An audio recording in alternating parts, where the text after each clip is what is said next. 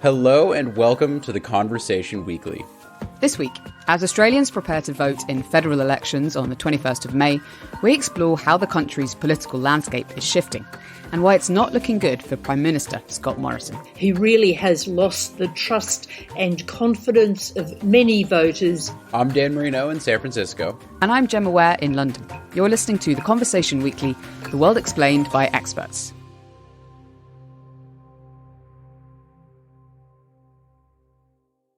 Dan, there's something pretty remarkable about the way Australian general elections happen. Oh, and what is that? Well, Australians have to vote. It's been compulsory for them to turn out at the polling booths since 1924, nearly 100 years. Compulsory voting. In the United States, where it's always like, get out the vote, because we have like abysmal turnout. But I really don't know if I think that's a good thing or a bad thing. Are there any other countries that do this? Well, there are not very many. Australia is just one of over 20 other countries in the world that do compel people to vote. There are a couple of others in South America, including Brazil, Bolivia and Peru, and then a couple in Europe, Belgium and Luxembourg. So it's not alone, but it is definitely an outlier. Okay, so what happens if you don't fulfill your compulsory democratic duty? Well, if you don't have a reasonable excuse, you get fined. So it's 20 Australian dollars for a first offence. That's about 14 US dollars. So it's not a huge amount, but it's not nothing. So the next Australian election is coming up in just a few days. Gemma, what's on the line here? Well, the centre-right has been in power in Australia under various prime ministers for nearly a decade. But as I've been finding out, that could be about to change. Welcome, Michelle, to the Conversation Weekly podcast. First of all, can I get you to just introduce yourself to our listeners? Tell us who you are and your role, please. Hi, I'm Michelle Grattan and I'm the political correspondent for The Conversation here in Canberra and also a professorial fellow at the University of Canberra. And it's great to be with you today, Michelle, just a couple of days ahead of the Australian federal elections, which are on the 21st of May. And Prime Minister Scott Morrison of the Liberal Party, which is the centre-right party in Australia, is up for re-election for the second time since he became Prime Minister in 2018. So can you tell us, first of all, how popular is Morrison, the Prime Minister, going into these elections? He's not popular at all, and that's one of the government's central problems. He really has lost the trust and confidence of many voters. That's happened over the term, starting with the bushfires of 2019-20.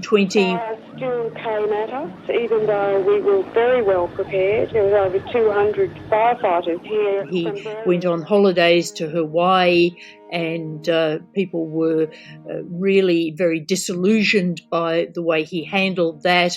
He had, in one interview, tried to justify it by saying, I don't hold a hose, mate. I know Australians understand this and they'll be pleased I'm coming back, I'm sure, but they know that, I don't hold a hose, mate, and I don't sit in the control room. No. Since then, really, apart from a spike in trust and confidence during the pandemic or the earlier part of the handling of the pandemic, he has declined in terms of popularity and people's trust in him. There have been leaked texts from some on his own side of politics. In one case, a premier saying he was a horrible man. In another case, a colleague saying he was a liar. And of course, we had that spectacular footage of the French president saying essentially that he'd been lied to by Scott Morrison over the breaking of the submarine contract with France. Accusations have been flying in Rome as the French president says Prime Minister Scott Morrison lied about the scrapped subs deal. When we have respect, you have to be true and you have to behave in line and consistently with this value. Do you think he lied to you? I don't think. I know. Okay, so he's got a real trust problem. Absolutely a trust problem. And Morrison leads the Liberal National Coalition government. So tell us about this alliance and the direction it's taken Australia since it came to power nearly a decade ago, back in 2013. Well, it's a centre-right alliance. The Nationals are the minority party. They're rural and regionally based, but the majority of the government is the Liberal Party. And what's happened is that in recent years, the Liberal Party has been pitched by its leaders towards more tradie voters rather than the solid middle class, professional class voters that supported it some years ago. What do you mean by tradie? Do you mean traditional? No, I mean people in the outer suburbs who are tradesmen or in jobs like trades jobs, I suppose upper working class, lower middle class voters, aspirational voters in many cases, and also voters in ethnic communities. So you said that he's pitched to those people. So what direction has that taken the party? Well, it's taken the party, I think, in a direction that is more populist probably than in earlier generations. And in that sense, it's a bit in sync with what's happened in other Western democracies, although it hasn't gone to the extremes that we saw, for example, in the United States. So what you're saying is that the Liberals have had a shift in their support base in recent years? I guess it was always a mix, but what has happened is that the more populist appeal to the outer suburban voters has increased, and that has taken them away from this more small L liberal base that was more important in previous times. But I should stress that the Liberal Party has been and has boasted of being a broad church, including conservatives, big C conservatives, and small L liberals. And there's always, in recent times, been a bit of a struggle between those groups. Now, Scott Morrison is really not ideological. He is a pragmatist, but he is rejecting, I guess, to an extent, the small L liberal tradition within the party. Let's turn from Morrison and the Liberals now to his main opponent, which is the Labour Party, led in this election by Anthony Albanese. So give us a bit of history of Australia's Labour Party and where they sit on the political spectrum. The Labour Party is also a broad church, as it were, from the right of the party to the left. The left has become less dominant in ideological terms in recent years. The Labor Party, of course, has a formal link with the trade union movement, but again, the trade unions have also become less important over recent decades because a smaller proportion of workers is now unionised than once was the case. The Labor Party is led in this election, as you mentioned, by Anthony Albanese.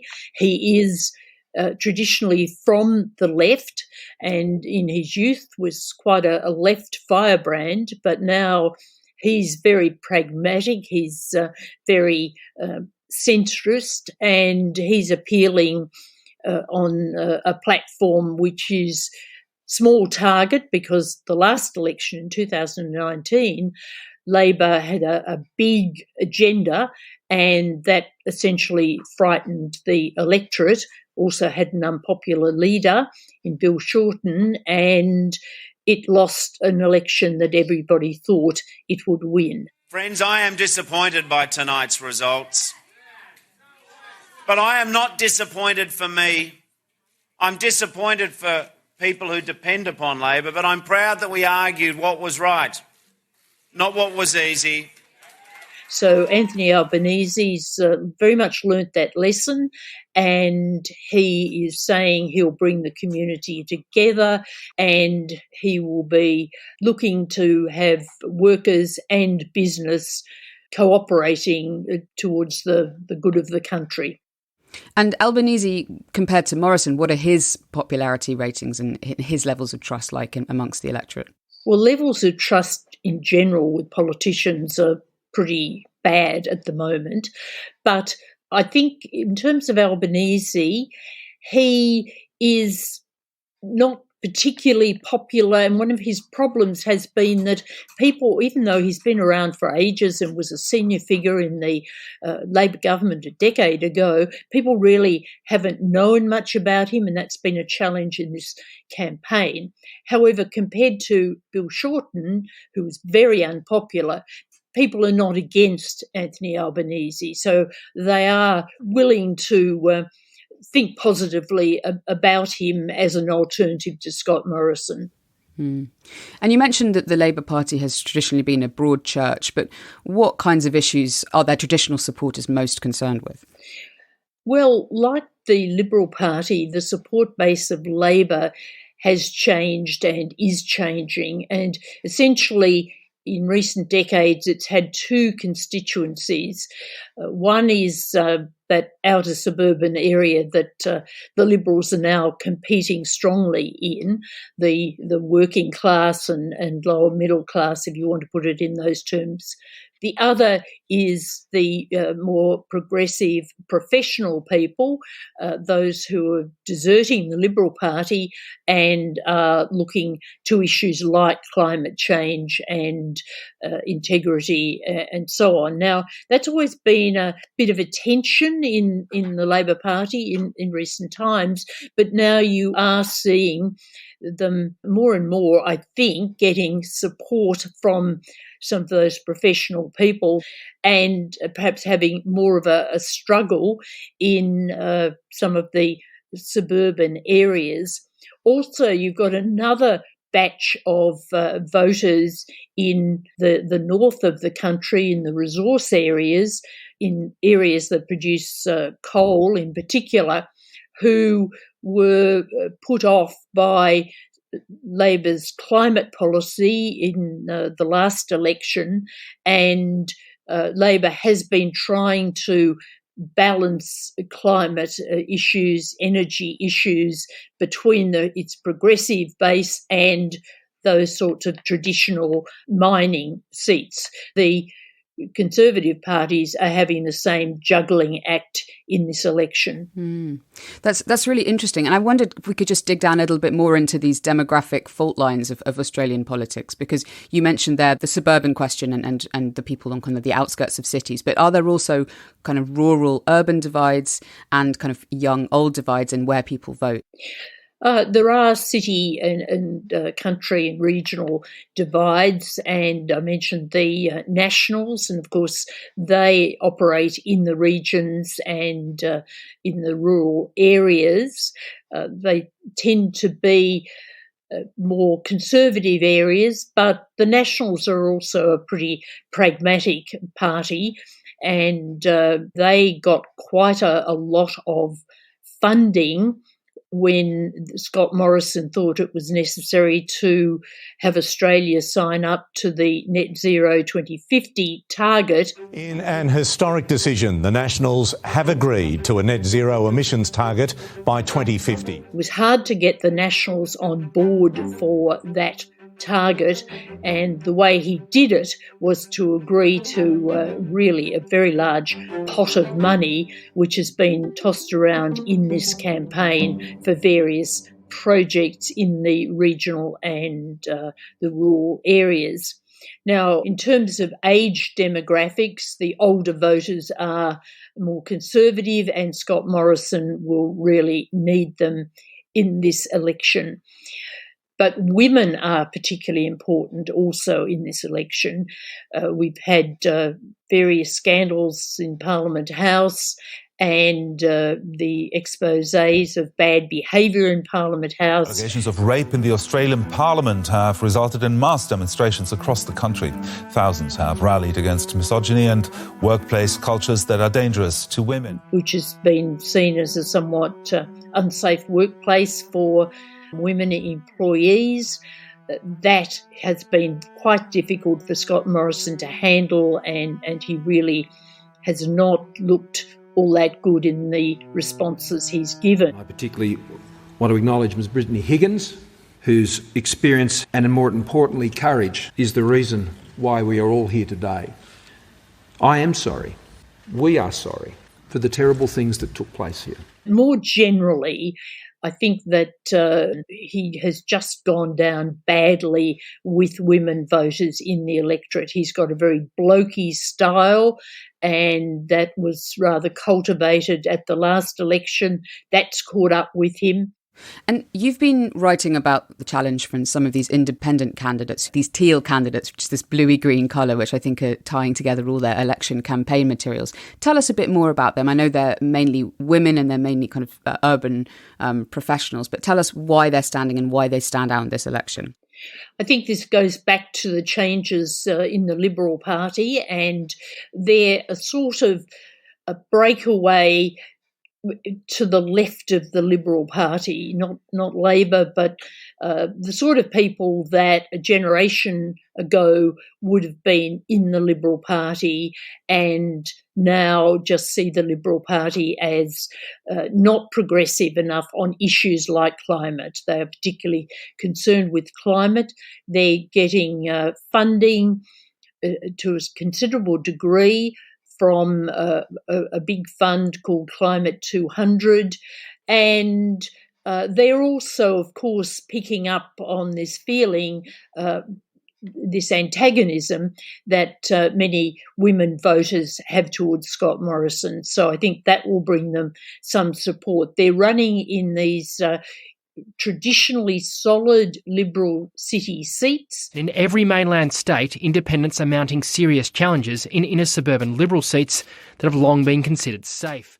And they are really pressing the incumbents in those seats hard in terms of votes. The race for the federal seat of Kooyong is underway in Melbourne, with climate-focused independent candidate ready to take on current MP, Federal Treasurer Josh Frydenberg.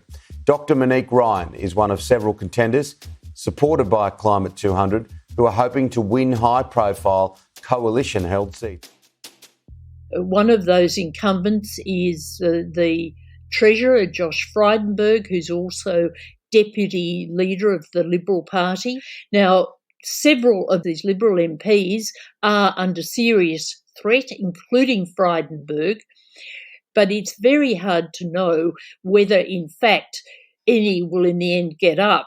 You could have a situation where they run the incumbents close, but none get up.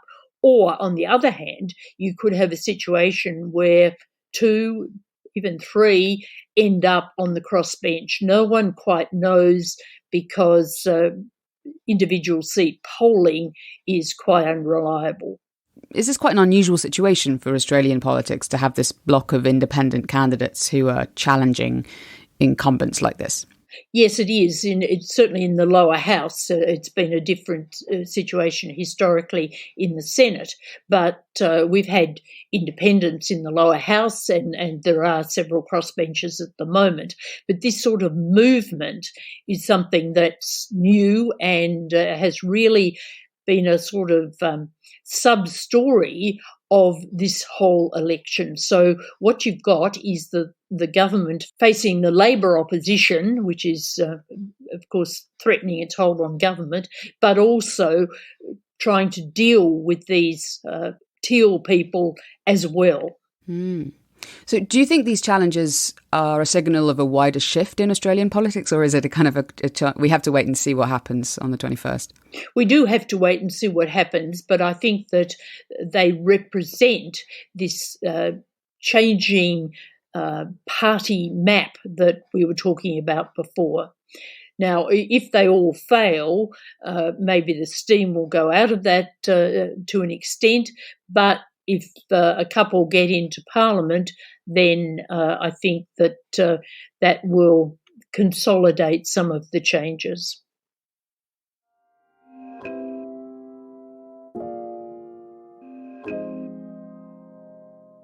We're taking a quick pause here.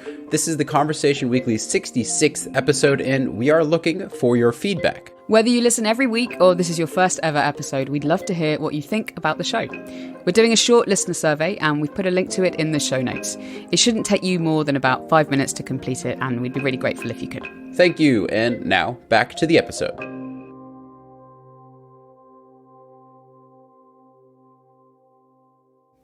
OK, I want to turn now to speak a bit more broadly about what the main issues in this campaign have been, and particularly as the leaders have come head-to-head in debates on television. So how would you characterise the main campaign issues? From the government's point of view, it's running on economic management. It says that it got Australia through COVID in good shape, in a health sense, and in an economic sense. Of course, our economy has bounced back well, and it's stressing that to change to Albanese would be a risk, that despite being a senior figure in the Labor government, he didn't hold an economic portfolio, and that it's no time to endanger the recovery that Australia is undergoing. From Labor's point of view, it's concentrating on issues around cost of living, around Scott Morrison's character, and I guess it's arguing an it's time factor too, that this government has been in. It might be only the second election for Scott Morrison, but the government itself has been in since 2013, and that we need to build back better, as Labor says, now that we're moving to the post-COVID situation.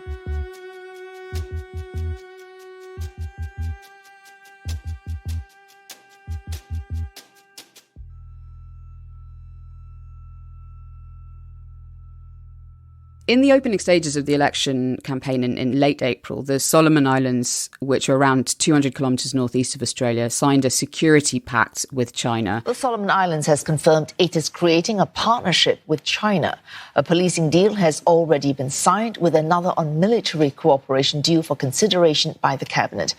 This could possibly see China base its warships in the Pacific. Tell me what impact that had on the debates about Australia's role in the Indo-Pacific and its relationship with China. Well, this has been coming for a while, but the formalisation of this pact really has had a bit of a shock effect in Australia, because there is a lot of worry and preoccupation with the whole China threat. And the Chinese have been more and more assertive, generally, but also anxious to get whatever foothold they can in the Pacific and in some of these small countries.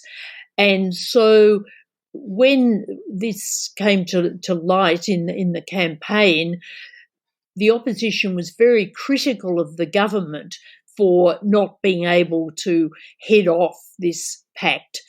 I think to an extent that criticism was probably overblown and a bit unreasonable, because I don't think any Australian government could have done much to stop it. The leader of the Solomons was very anxious for this deal, and I think it was just going to be a fait accompli, whoever was in power. But nevertheless, it did undermine the government's attempt to say it was the best manager of national security issues, because obviously it had been unable to manage that one. Mm. And Eastern Australia in particular has been suffering from some devastating floods in recent months, particularly in New South Wales and Queensland. There are flood warnings for rivers across the southeast.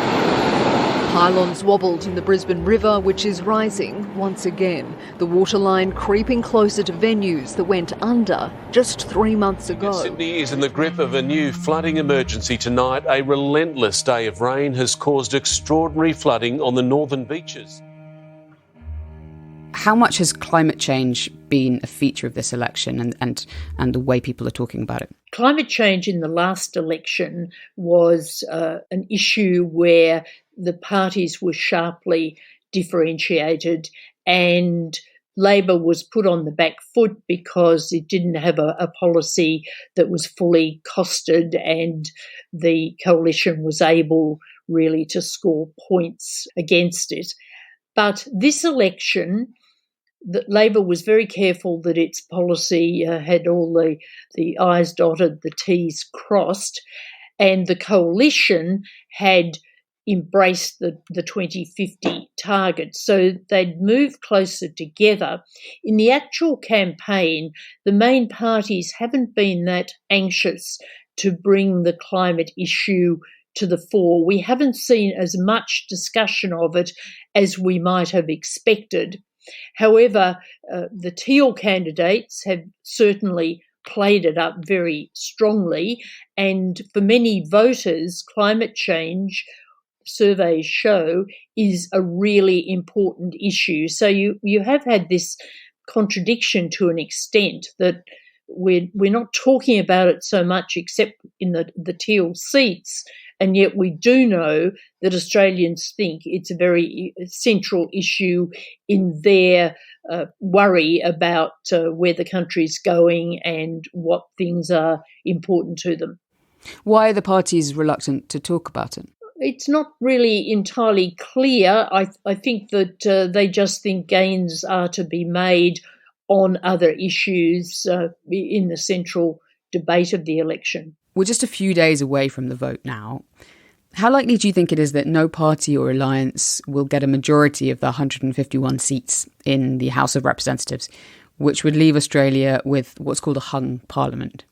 If you look at the opinion polls, Labor has had a solid lead for some time, and as we speak, it hasn't changed over these weeks of the campaign. Of course, you never know because the polls can change in the very last days. So just looking at those numbers, Labor would be on course for majority government. However, people all through have been really cautious about predicting, partly because this whole electoral map is quite confused at the moment with the Teal seats and regional differences. Queensland, for example, is very strong for the coalition. So I think there is a feeling that it could be a hung parliament, and I think a hung parliament is probably the best that most commentators think the coalition could get. But it does vary a bit from week to week as to whether people think it'll be a majority Labor government or a minority government of some sort. And also this last week, with Scott Morrison making housing affordability an issue with a new policy, there is the question of whether that could change things to a degree. I doubt that it could change them much, but it's always unpredictable. Finally, a little bit of a cheeky question here. Why should the rest of the world care about this Australian election? What's special about this one, and why should the rest of the world care? I think the rest of the world should care because what we've seen in recent times in Western democracies really is a problem of lack of trust, people being turned off the whole democratic system and disillusioned with politics, critical of leaders. So I think all elections in the big democratic systems are important, and they all should be watched for their features, for whether the pressures on our democracy are getting worse, what sort of reforms can be made to engage people better and to improve the democratic system. So we're sort of, as it were, all in it together in the big democracies. Mm. Well, thank you so much, Michelle, for sharing your insights with us. I know you run your own podcast, Politics with Michelle Grattan, and I'm sure you'll be following the next few days and the results very carefully. So anybody who wants to listen to that should search for Politics with Michelle Grattan on wherever they get their podcasts. Thank you very much, Michelle, for coming on. Great to talk. If you're looking for more analysis of the Australian election, check out Below the Line, a podcast that's a collaboration between The Conversation and La Trobe University in Melbourne. It features political scientists discussing the election. Just search for Below the Line wherever you get your podcasts. That's it for this week. Thanks for this episode go to Ellen Duffy, Amanda Dunn and Stephen Kahn, to Alice Mason for our social media, and to Soraya Nandi for help with our transcripts. You can find us on Twitter at TC_audio, Instagram at theconversation.com, or email us, podcast@theconversation.com. And don't forget, you can sign up for our newsletter. Just click the link in the show notes. And also, please complete our listener survey if you can. You can find a link to that in the show notes too. The Conversation Weekly is co-produced by Mend Mariwany and me, Gemma Ware, with sound design by Eloise Stevens. Our theme music is by Neeta Sarl. I'm Dan Marino. Thank you for listening.